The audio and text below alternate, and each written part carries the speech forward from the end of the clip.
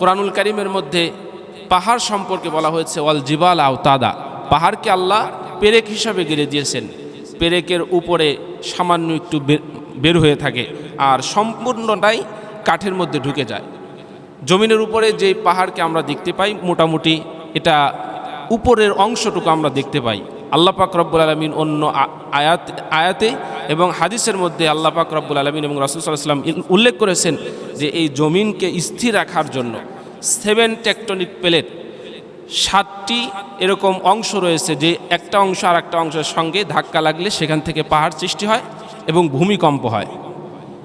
এই 7 tectonic plate, এই ভূমিকম্প না হওয়ার জন্য আল্লাহ পাক রব্বুল আলামিন যেন জমিন হেলে দুলে না যায়, এই জন্য আল্লাহ পাক রব্বুল আলামিন পাহাড় গেড়ে দিয়েছেন।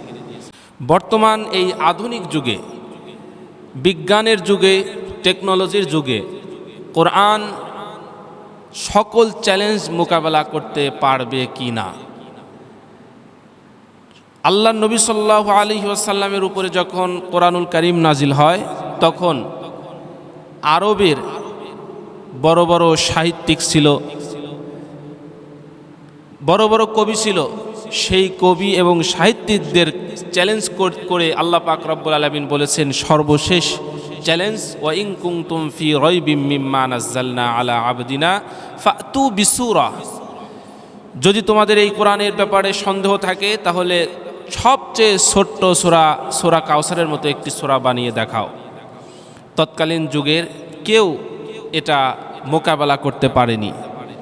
বর্তমান এই টেকনোলজি এবং বিজ্ঞানের যুগে কোরআন সকল চ্যালেঞ্জ গ্রহণ করতে পারবে কি না?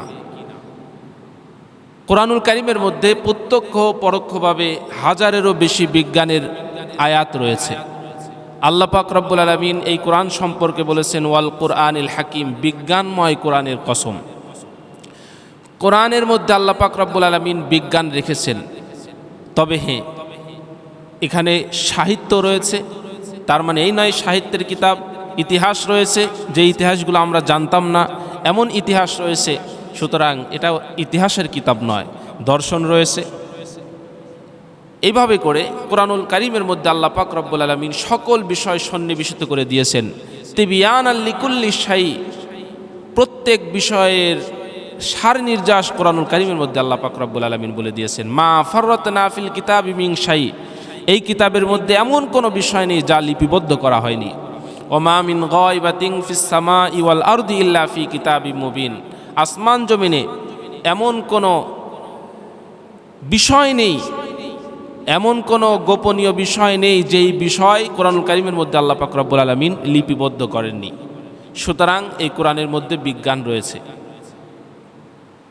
আধুনিক বিজ্ঞান যে আবিষ্কারগুলো বর্তমানে করেছে সেই কথাগুলো ১৫০০ বছর আগে নাজিলকৃত কোরআনুল কারীমের মধ্যে আল্লাহ পাক রব্বুল আলামিন বলে দিয়েছেন। আমরা বর্তমান এই যুগে ফিঙ্গারপ্রিন্টের কথা আমরা জানি। পৃথিবীর একজন মানুষ আর একজন মানুষের সঙ্গে মিলবে না, এটা আমরা জানি যে যমজ 2 ভাইয়ের ফিঙ্গারপ্রিন্ট আলাদা। আল্লাহ পাক রব্বুল আলামিন সূরা কিয়ামার শুরুর দিকে আল্লাহ পাক রব্বুল আলামিন বলছেন আয়াহসাবুল ইনসানু আল্লান নাজমা ইযামা, মানুষ কি ধারণা করে যে মৃত্যুর পরে আল্লাহ পাক রব্বুল আলামিন পুনরায় তাকে পুনরুত্থিত করতে পারবে? আল্লাহ পাক রব্বুল আলামিন বলছেন বালা কাদিরিনা আলা নুসাউবিয়া বানানা, আমি অবশ্যই একত্রিত করব বানানা, এমনকি আঙ্গুলের অগ্রভাগ পর্যন্ত। আঙ্গুলের অগ্রভাগ আল্লাহ পাক রব্বুল আলামিন এখানে কেন উল্লেখ করলেন? বানানুন শব্দের অর্থ আঙ্গুলের অগ্রভাগ। এখানে আল্লাহ পাক রব্বুল আলামিন ফিঙ্গারপ্রিন্টের কথা বলেছেন।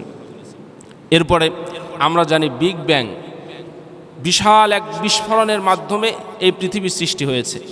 আল্লাহ পাক রব্বুল আলামিন সূরা আম্বিয়ার 30 নম্বর আয়াতে বলে দিয়েছেন আওয়ালাম ইয়ারাল্লাযীনা কাফারু আন্নাস সামাওয়াতি ওয়াল আরদা কানাতা রাতকান, আসমান জমিন একত্রিত ছিল, ফাফাতাকনাহুমা, আমি আল্লাহ বিচ্ছিন্ন করে দিলাম। এই আয়াতের মধ্যে আল্লাহ পাক রব্বুল আলামিন বিগ ব্যাং থিওরির কথা বলেছেন।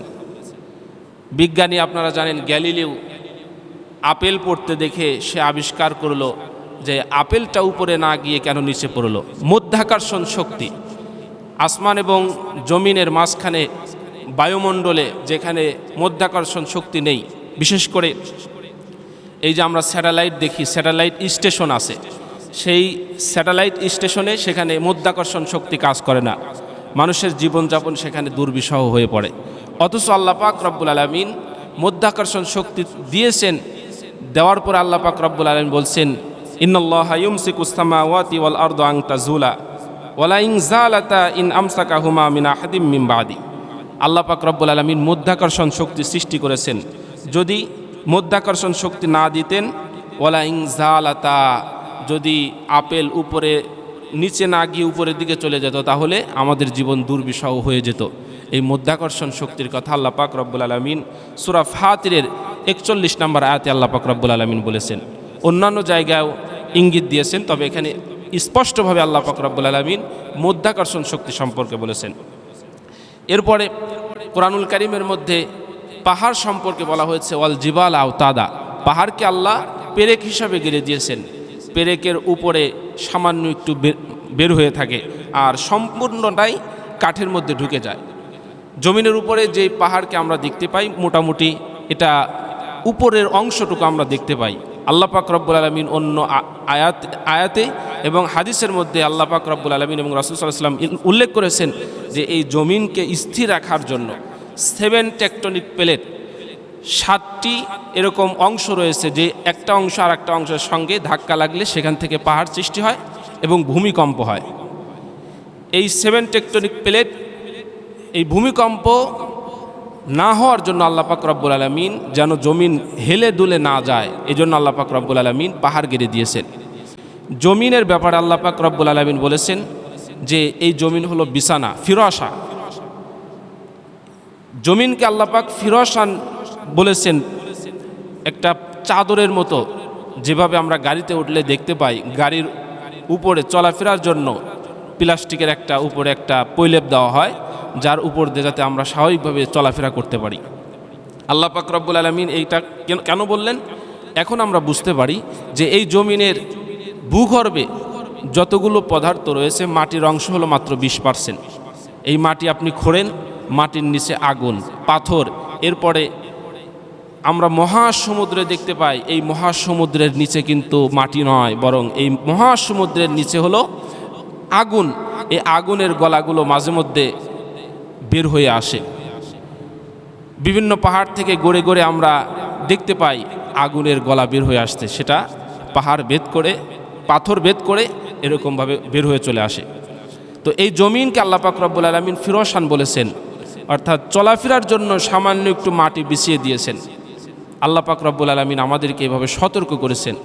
এরপরে আমরা লোহা সম্পর্কে জানি। লোহা কিন্তু খনিজ সম্পদ। পৃথিবীর সূচনা লগ্ন থেকে শুরু করে কিয়ামত পর্যন্ত আল্লাহ পাক এই জমিনের নিচে খনিজ সম্পদ রেখে দিয়েছেন। মানুষের প্রয়োজন অনুসারে সেগুলো মানুষ বের করে আনবে। স্বর্ণ, এগুলো খনিজ সম্পদ। পৃথিবীর কোনো শক্তি এক অণু পরিমাণ লোহা তৈরি করতে পারবে না। লোহা আল্লাহ পাক রব্বুল আলামিন জমিন থেকে উত্তোলন করে দেন। সূরা হাদিদের মধ্যে আল্লাহ পাক রব্বুল আলামিন বলেছেন, ওয়া আনজালনাল হাদিদ। ইনজাল শব্দটা আসে হলো উপর থেকে নামানো। এখানে অর্থ হবে প্রকাশ পাওয়া। আল্লাহ পাক রব্বুল আলামিন জমিন থেকে প্রকাশ ঘটিয়েছেন। বিজ্ঞানের যেটা ভাষা সেটা হলো, এই পৃথিবীর প্রথম দিকে এতটাই গরম ছিল যে তখন এই লোহাগুলো জমিনে আল্লাহ পাক রব্বুল আলামিন রেখে দিয়েছেন। বিজ্ঞানের ভাষায় বলছি, সেটা আল্লাহ পাক রব্বুল আলামিন উপর থেকেও দিতে পারেন, সেটা নিচের থেকে উঠতে পারে।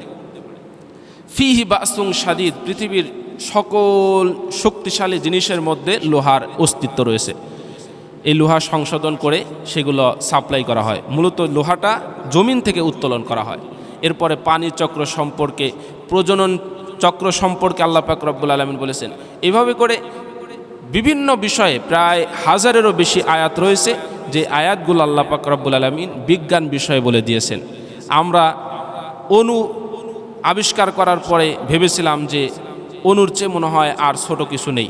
আল্লাহ পাক রব্বুল আলামিন বলেছেন কোরআনুল কারীমের মধ্যে যে অণুর চেয়ে আরও ছোট কিছু আছে, সেটা হলো পরমাণু। সেই পরমাণু এখন আমরা বিজ্ঞানের মাধ্যমে জানতে পেরেছি যে এই পরমাণু পৃথিবীতে রয়েছে। আল্লাহ পাক রব্বুল আলামিন বলেছেন, লা ইয়াযুবু আনহু মিসকালু যাররাতিন ফিস সামাই ওয়াল আরদি ওয়ালা ফিল আরদি ওয়ালা আসগরু মিন যালিকা। আল্লাহ পাক রব্বুল আলামিন মিসকাল জাররা, জাররা হচ্ছে অণু। এরপর আল্লাহ পাক রব্বুল আলামিন বলছেন ওয়ালা আসগরু মিন যালিকা, এর চেয়ে আরও ছোট অর্থাৎ পরমাণুর ইঙ্গিত আল্লাহ পাক রব্বুল আলামিন সূরা সাবার 3 নম্বর আয়াতে ইঙ্গিত দিয়েছেন। এই যে পরমাণু সম্পর্কে আমরা জানতে পেরেছি যে অণুর চেয়েও ছোট একেবারেই ক্ষুদ্র পরমাণু আছে। এ পরমাণু আবিষ্কার যারা করেছে হয়তো তারা জানতোই না যে এই বিষয়টি কোরআনুল কারীমের মধ্যে আল্লাহ পাক লিপিবদ্ধ করে দিয়েছেন। তো যে উদাহরণগুলো আমি পেশ করলাম, এভাবে করে এক এক করে যদি আমি বলি তাহলে এরকম অনেক বিষয় রয়েছে। আমরা এই কোরআনের প্রতি বিশ্বাস স্থাপন করেছি শুধুমাত্র অন্ধবিশ্বাসের মতো নয়, বরং আমাদের জ্ঞান দ্বারা আমাদের স্বাভাবিক যে বুদ্ধি, সেই জ্ঞান বুদ্ধি দিয়ে আমরা বিশ্বাস করেছি যে লাইসা হাদা ইল্লা কালামুল বাশার, এটা কোনো মানুষের কথা হতে পারে না। কোরআনুল কারীমের মধ্যে ১৫০০ বছর আগে যে বিজ্ঞানের কথা আল্লাহ পাক রব্বুল আলামিন কোরআনুল কারীমের মধ্যে বলেছেন, এটা মানুষের কোনো বানানো কথা হতে পারে না। মানুষের যদি বানানো কথা হতো, আফালা ইয়াতাদাব্বারুন আল কোরআন ওয়ালাউ কানা মিন ইনদি গায়রিল্লাহি লাওয়াজাদু ফীহি ইখতিলাফান কাসীরা, তাহলে এই কোরআনের মধ্যে অনেক অসঙ্গতি থাকতো, কথার গরমিল থাকতো। কিন্তু কোরআনুল কারীমের এক আয়াত আর পারস্পরিক কোনো বিরোধ নেই। এমনকি ১৫০০ বছর আগের নাজিলকৃত কোরআনের মধ্যে আজ পর্যন্ত কেউ একটা ভুল বের করতে পারেনি। সুতরাং এই কোরআনে বিজ্ঞান রয়েছে, কেউ যদি রিসার্চ করতে চায় তাহলে এই কোরআনে রিসার্চ করতে পারে। সুতরাং আল্লাহ পাক রব্বুল আলামিন কোরআনুল কারীমের মধ্যে সকল বিষয় সন্নিবেশিত করে দিয়েছেন। যেটা আমি মূল কথা বোঝানোর জন্য এতগুলো কথা বললাম, যে বর্তমান সময়ে এই আধুনিক বিজ্ঞানের যুগে, টেকনোলজির যুগে কোরআন বর্তমান সময়ের চ্যালেঞ্জ গ্রহণ করতে পারবে এবং সক্ষম, বরং কোরআনের চ্যালেঞ্জ গ্রহণ করার মতো বর্তমানে কোনো আধুনিক বিজ্ঞান বা টেকনোলজি নেই।